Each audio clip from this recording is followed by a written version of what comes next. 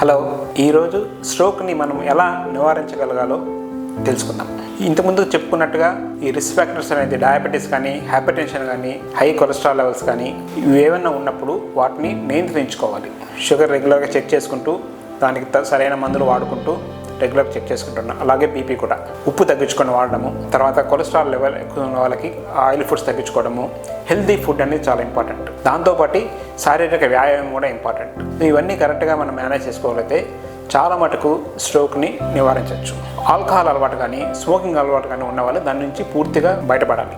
లేని పక్షంలో risk factors పెరుగుతాయి. అంటే ఒకటి యాడ్ కావు, మల్టిప్లై అవుతాయి. సో మనకు షుగర్ ఉన్న వాళ్ళల్లో స్మోకింగ్ అలవాటు ఉన్నా లేదా ఆల్కహాల్ అలవాటు ఉన్నా రిస్క్ అనేది మల్టిప్లై అవుతుంది. సో అందుకని ఏ ఒక్క రిస్క్ ఫ్యాక్టర్ ఉన్నా మనం చాలా జాగ్రత్తగా ఉండాలి. ఈ దురలవాట్లు ఏమున్నాయో వాటి నుంచి మనం దూరంగా ఉండాలి. Thank you.